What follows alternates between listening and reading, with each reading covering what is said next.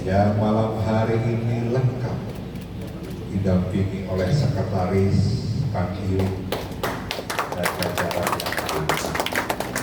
Yang saya hormati Ketua PW Nahdlatul Ulama Provinsi Jawa Barat atau yang mewakili. Saya hormati Ketua PW Persis yang mewakili. Saya hormati Ketua MUI atau yang mewakili. Yang saya hormati Ketua Persatuan Guru NU atau yang mewakili. Yang saya hormati para undangan yang tentunya sangat berkontribusi terhadap Jawa Barat, bagaimana perkembangan Islam di Jawa Barat yang sangat baik, yang tentunya juga berkontribusi terhadap pendidikan di Jawa Barat.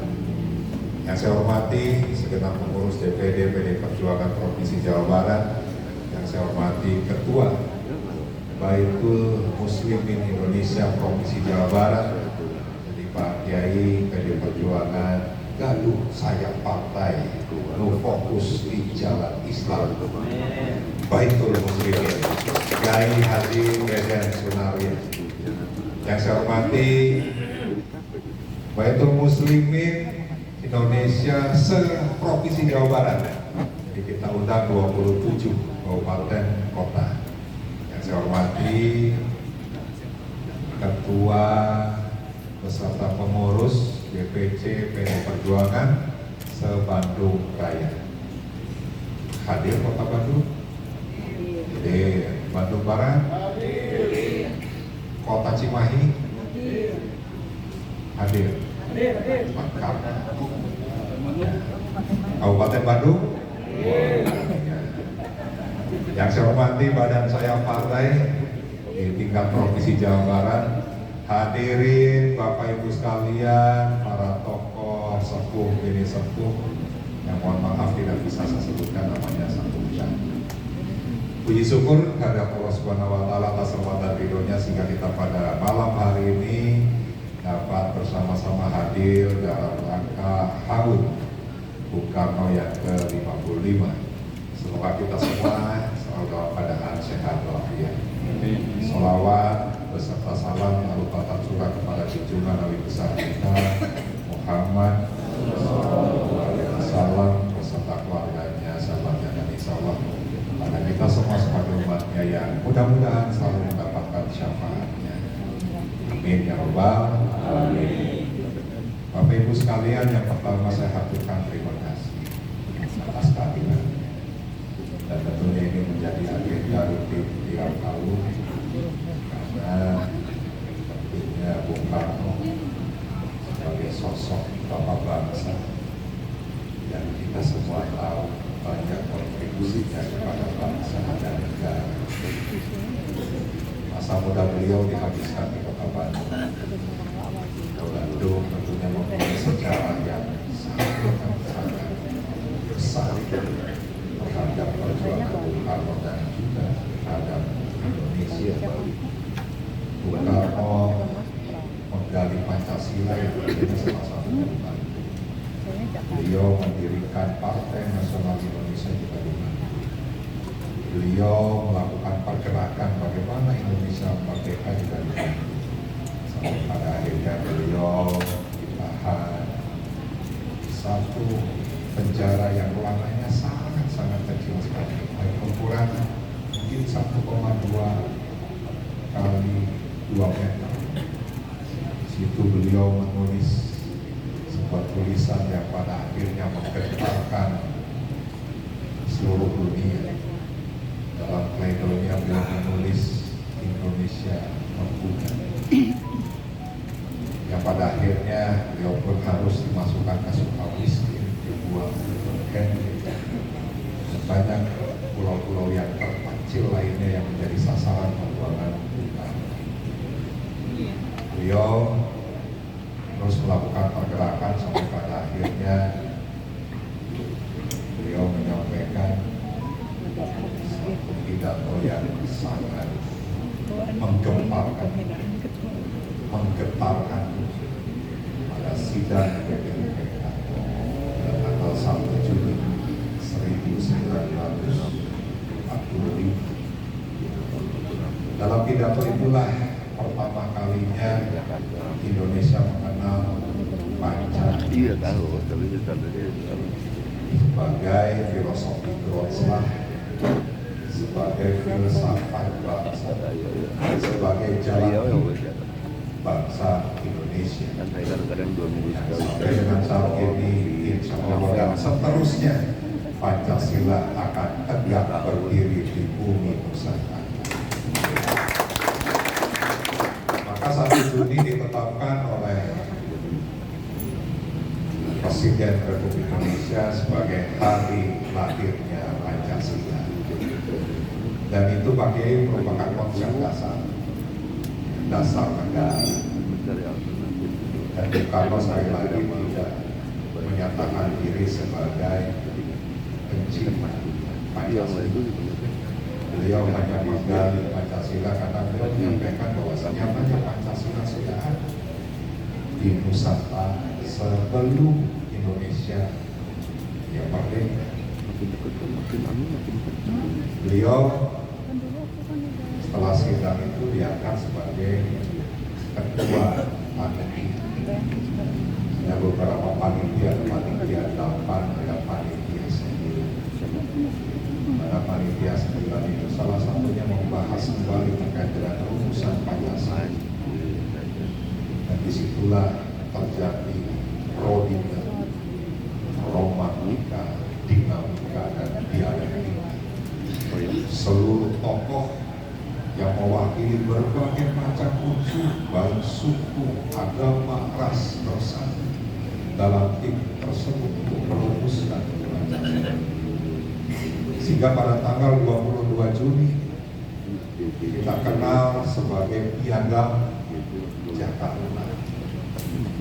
Pada rumusannya adalah ketuhanan dengan menjalankan syariat Islam bagi pemeluk-pemeluknya. Itu sila yang pertama. Sila yang kedua adalah kemanusiaan yang adil.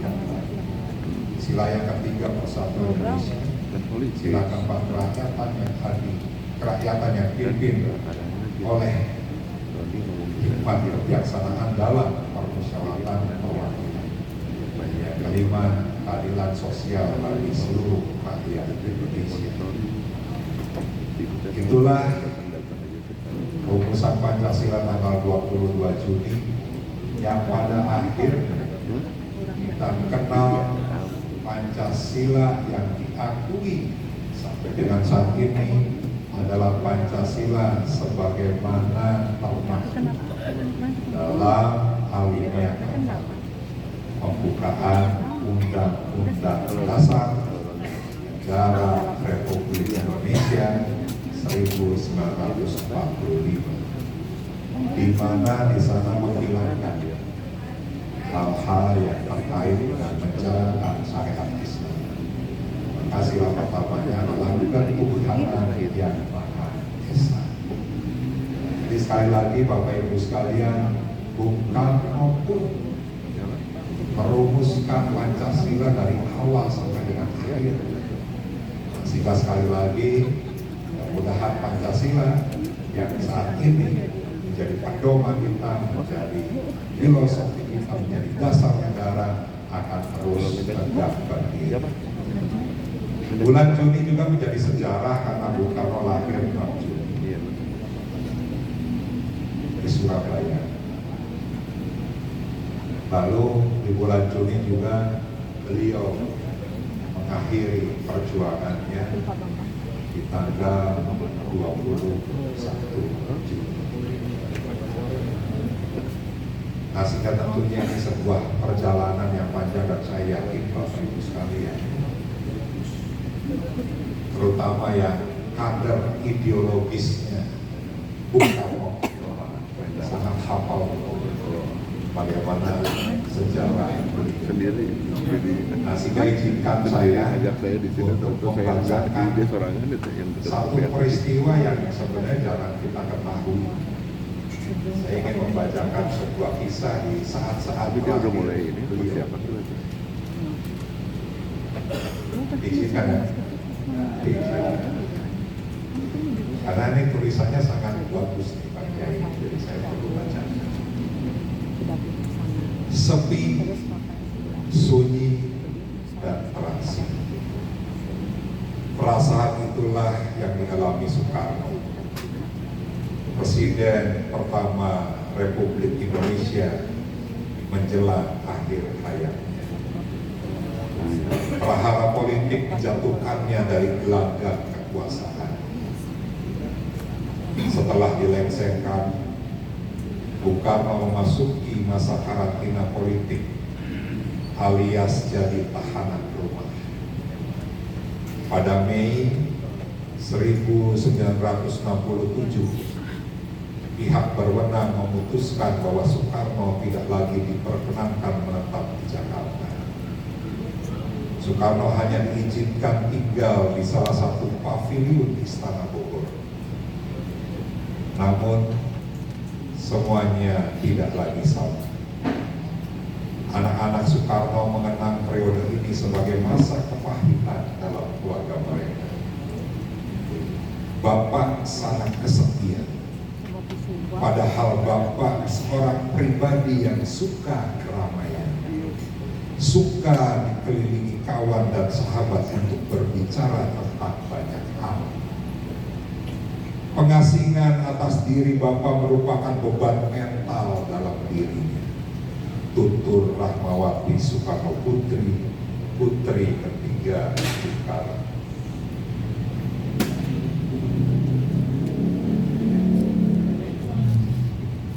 Beberapa bulan tinggal di paviliun, Soekarno menerima surat yang menyatakan haknya untuk tinggal di lingkungan istana kepresidenan dicabut. Setelah terusir dengan cara demikian, Soekarno pindah ke rumah peristirahatan Himpuri Bima Sakti di Batu Tulis Bogor. Suhu kota Bogor yang dingin rupanya turut mempengaruhi kesehatan Soekarno.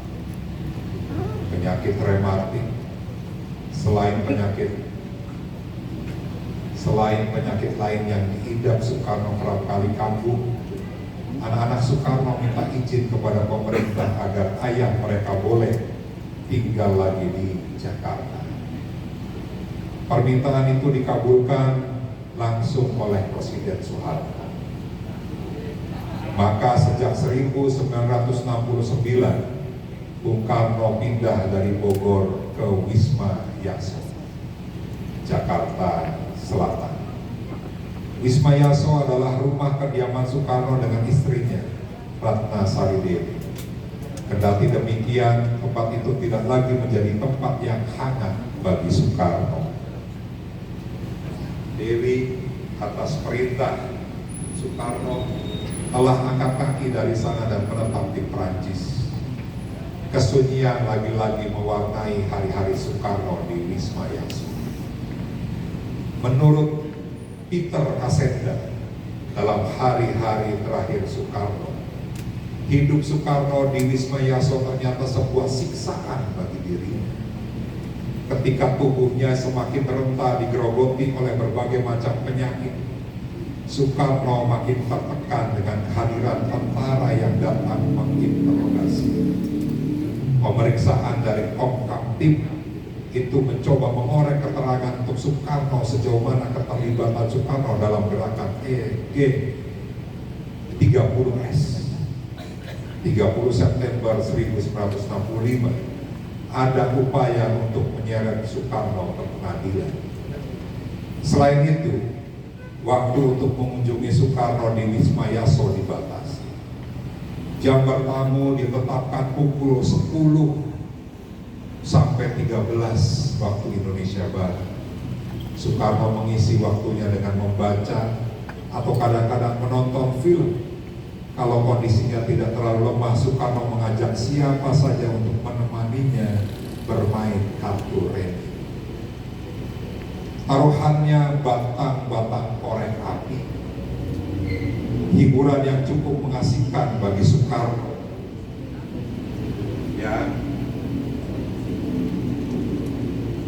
duduk sepi, tidak terperi. Namun main remi tidak banyak membantu pemulihan kesehatan fisik Soekarno. Begitu pula kondisi mentalnya. Sekalipun di Wisma Yaso ada tim dokter yang merawatnya, kekalutan yang dialami Soekarno tidak dapat terobati. Ada kalanya raut muka Soekarno kelihatan sedih, sebagaimana pernah disaksikan oleh Dr. Mahar Harjo, ketua tim dokter yang merawat Soekarno.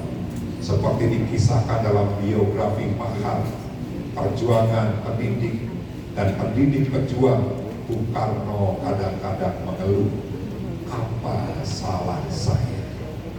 Kok saya diperlakukan begini? Dr. Mahar dan para dokter lainnya hanya dapat mendengarkan keluhan Soekarno semacam ini. Dr. Mahar termasuk yang paling sering diminta datang pada malam hari untuk memeriksa Soekarno. Pernah pula Mahar harus membesuk ke Wisma Yaso menjelang pukul 12 malam karena Soekarno mengeluh nyeri di kepala. Soekarno ternyata stres berat lantaran keinginannya sekedar jalan-jalan keliling kota.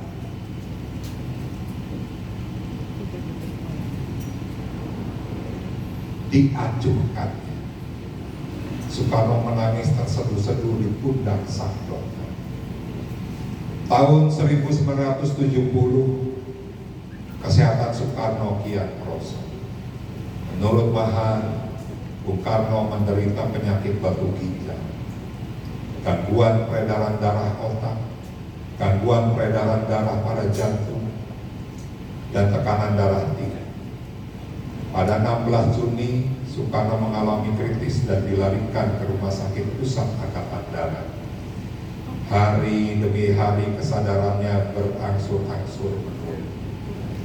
Setelah bergumul dengan penyakit, Bapak proklamator itu akhirnya menyelesaikan perjuangan untuk selama-lamanya pada 21 Juni pukul 7 pagi.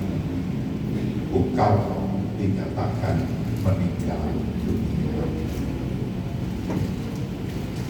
Bapak Ibu sekalian, itulah sebagai peristiwa penting yang tidak bisa hilang dari perjalanan seorang bapak bangsa, putra sang fajar, yang berkontribusi besar bagi merdekanya Indonesia. Tapi di akhir hayatnya, beliau tetap tegar, tetap semangat, sampai pada akhirnya beliau meninggal dunia. Nah, sehingga jas merah jangan sekali-kali meninggalkan sejarah, tentunya menjadi salah satu bagian dari apa yang menjadi niat baik kita untuk bisa berkontribusi kepada bangsa dan negara pada apapun posisi kita semua, baik sebagai eksekutif, sebagai legislatif, maupun sebagai pengurus partai, atau bahkan kita tidak menjadi apa-apa. Nah, sehingga Haul Bung Karno ini tentunya kita semua berdoa semoga Bung Karno segala kesalahannya, dosanya dimaafkan Allah SWT, dan amal ibadahnya diterima Allah SWT, dan semangat api perjuangannya bisa diwariskan kepada kita semua. Bapak Ibu sekalian, Pak Kiai Haji Ahmad Dahlan, Bapak Ibu sekalian, izinkan kami juga sedang berjuang, Pak Kiai, untuk Jawa Barat tentunya. Saat ini kita sedang membahas rencana pembangunan jangka menengah daerah yang merupakan program 5 tahunannya nanti Gubernur Jawa Barat. Mobil khusus misalnya salah satunya terkait dengan pendidikan, yang di dalamnya ada pendidikan keagamaan, di mana kita berharap besar kepada pondok pesantren yang ada di Jawa Barat untuk bisa berkontribusi meningkatkan pendidikan di Jawa Barat. Alhamdulillah Jawa Barat mempunyai perda fasilitasi pondok pesantren. Di dalam pasalnya tertera sangat jelas bahwa program-program terkait dengan pondok pesantren harus dimasukkan dalam RPJMD. Dan juga program 1 tahun. Nah, sehingga kami sisir kemarin ternyata belum masuk gitu Pak Kiai. Jadi di RPJMD yang baru berupa draft yang nanti akan dibahas oleh Pansus, insya Allah PDI Perjuangan akan berjuang memasukkan hal-hal apa saja yang nanti akan membuat pondok pesantren bisa lebih maksimal dalam membuat Jawa Barat dari sisi keagamaan, dari sisi pendidikan menjadi guidance bagi Gubernur Jawa Barat untuk membuat program-program tersebut. Sekali lagi mohon doanya kawan-kawan sekalian, dan mudah-mudahan teman-teman yang lain juga sama sedang membahas RPJMD. Jadi kita fokus juga di wilayah bagaimana RPJMD bisa menjadikan Jawa Barat 27 kabupaten kota lebih baik lagi. Itu saja Bapak Ibu sekalian, sekali lagi terima kasih. Mohon maaf kalau ada yang kurang. Saya akhiri. Billahi fisabilil haq fastabiqul khairat wallahul muwaffiq illa aqwamit thoriq. Wassalamualaikum warahmatullahi wabarakatuh.